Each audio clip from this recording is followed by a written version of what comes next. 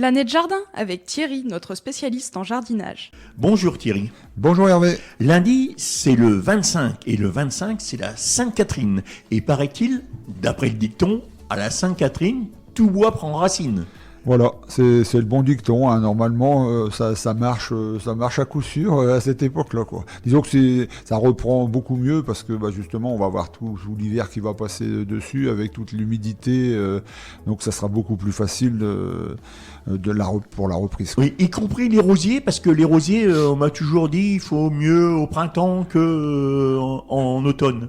Disons que pour moi, c'est mieux à l'automne. Mais c'est vrai que maintenant, les rosiers, on les a en conteneur, tout ça, oui. Comme les arbres fruitiers, comme les arbres d'ornement. Donc en fin de compte, ça ne veut plus dire grand-chose. Mais la bonne saison, si on demande aux anciens, la bonne saison, c'est la Sainte-Catherine. D'accord. La Sainte-Catherine, c'est là où on a le plus de chances d'aider les arbres, les arbustes. Mais quand on voit déjà l'année qu'on a eue là, avec la sécheresse qu'il y a eu, moi je pense que l'année qui arrive là, il va y avoir des arbres et des arbustes qui vont dépérir. Hein. C'est sûr. C'est sûr que des fois c'est pas sur le coup, mais derrière ils ont eu mal. On risque encore de le payer dans les prochains mois. Je pense, si ça s'aggrave pas, je l'espère pas qu'on va pas encore avoir des chaleurs comme ça, parce que c'est vrai que ça fait mal aux gens, mais ça fait mal aussi à tout ce qui est nature. Tu vas nous parler de plantation.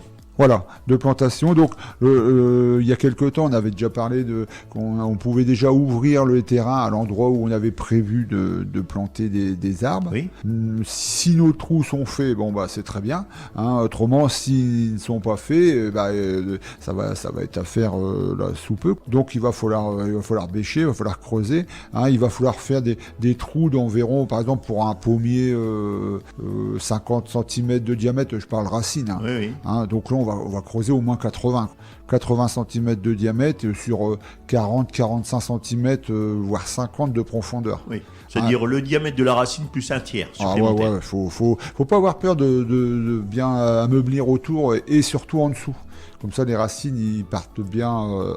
On peut y aller à la baramine, alors. Des fois, on est obligé, parce qu'il y a des terrains qui sont argileux, mais qui sont compacts. Alors, des fois, on dit, il a plu. Ouais, il a plu sur 20 cm, c'est humide, mais en dessous, on a quand même du dur. Il faut travailler sur ça. Après, il y aura le pralinage, une terre boueuse. On peut mettre un peu de fumier, de la bouse de vache. Fraîche, je l'ai retenu. Fraîche, c'est le mieux. Mais en tout cas, un pralinage, c'est vraiment le top pour faire redémarrer un arbre ou un arbuste dans la reprise. Donc ça c'est important. On va placer l'arbre au centre. On va commencer à remettre la terre avec une partie compost. Si on peut avoir du compost déjà un petit peu avancé, donc on peut le mélanger avec la terre.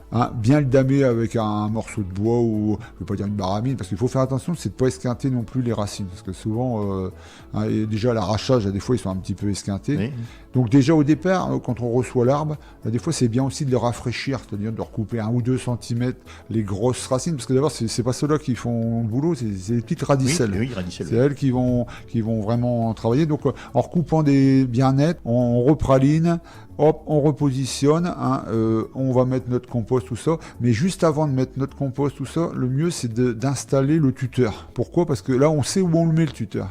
Une fois qu'on a mis la terre, des fois on enfonce le tuteur, il est en train d'esquinter une racine. On positionne le tuteur, on positionne l'arbre avec le tuteur, et après on peut se permettre de mettre la terre, et on finit de tasser un peu avec le talon du pied, pas avec le pied à plat, parce que j'en vois beaucoup qui font comme ça, mais ça va pas du tout.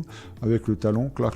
On fait notre petite cuvette, tout autour de l'arbre, si on peut à 80 cm autour de l'arbre, une petite cuvette, pour que quand on fait l'arrosage, ça fasse un peu une réserve d'eau. Voilà, que ça reste bien dedans.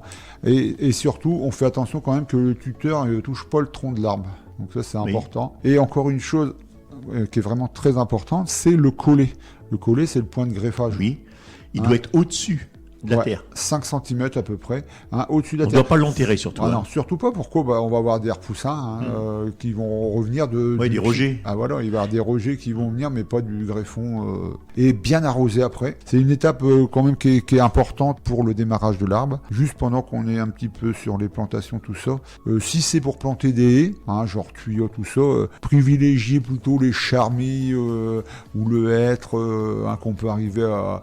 qui gardent quand même leur feuille feuille quand même relativement longtemps. Et c'est quand même des arbres du coin, c'est quand même bien mieux que les tuyaux, parce que les tuyaux pour l'instant... Tu me donnes le conseil du jour, Thierry?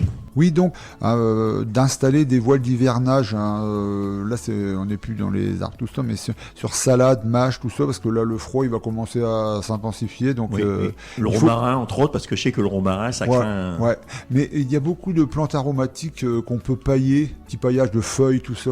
Je dirais même que là, des fois, les feuilles, c'est un petit peu mieux encore que... Oui, c'est vrai que des fois, ils sont très très grands. Oui, les romarins, ils sont assez en hauteur, donc il faut bien un voile. Un voile d'hivernage, c'est bien. Dis-moi Thierry, avant de se quitter, tu peux me dire où est-ce que l'on peut te rencontrer à Guiscard? Oui, toujours au même endroit, hein, jardin des partages, derrière le parc de la mairie. La route se trouve en face, l'ancienne entrée de la maison de retraite de Guiscard. Sur la route de Fréniche? Sur la route de Fréniche. Hein. À partir de quelle heure on peut te rencontrer? De 9h à midi, le mercredi matin, le samedi matin. Normalement, je suis à pied d'œuvre, donc il n'y a pas de problème. Eh bien, je te remercie d'être venu dans les studios du Vive FM. Je te souhaite une bonne journée. Voilà, bonne journée Hervé. Au revoir les auditeurs.